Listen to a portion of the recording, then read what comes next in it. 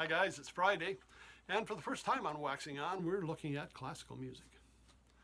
You may recall back in the Chuck Mangione video, I talked about a group that backed him up for the Massey Hall concert that was recorded as Land of Make-Believe.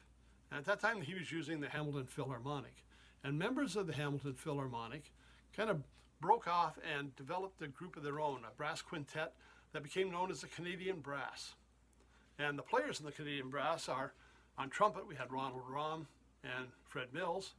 Trombone was Eugene Watts. French horn, Graham Page. And on tuba, Charles Dellenbach. Now, they've had a career, I would say, from the early 70s right through, they're still performing. A lot of personnel changes, don't get me wrong. A lot of those original players aren't there.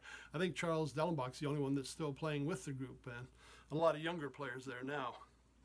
And a lot of what they did was classical style Baroque music, which was just excellent. We had a couple of tunes from one of the albums I can't put my hands on now, but it was Baroque music. But we had a song, well, Sheep May Safely Graze. It was transcribed by Eugene Watts, and Rondo, the theme from Masterpiece Theater, that I actually arranged for a brass quintet we were playing in back in the early 2000s. Now we had to arrange it because we're not professional musicians and not up to the standard of the Canadian Brass, so I had to kind of simplify it a little bit for myself and some of the other players, but excellent stuff. And that was the style of music they were doing at the time, and they're just excellent at it. Now, along the way, they did have a couple of albums. Not every album was great. I'll say that right up front. And one of the ones that I had a problem with, and it's one of the two I have on album, a lot of their stuff I have on CD that we'll get to maybe a little later. It was one that they did, I'm going to say this was early 80s, 1983, SE Honored, called Champions. We took an excellent brass quintet and decided we wanted to be a little more commercial, a little more appealable. They were doing a lot of songs. Now, they had done fun music before. They did a whole album of Fats Waller that was excellent. But the songs they picked on here really didn't suit brass quintet. I found it a very disappointing album. I tried to listen to some of it again just recently, and I'm still really not finding that it's what I'm looking for. The set list, Honky Cat by Elton John, You Were the One by Billy Joel, Scarborough Fair by Paul Simon. That one wasn't too bad for fitting into the brass quintet style. Maxwell Silver's Hammer by Lennon and McCartney. We Are the Champions by Queen. Living for the City by Stevie Wonder. Whiter Shade of Pale. A lot of songs that really didn't lend itself to brass quintet. I think out of all the stuff I've listened to, or all the albums of theirs I've listened to, this is the one that really didn't belong in their catalog. Was there a redeeming factor to this album, or something that made it worthwhile having? Sure there was.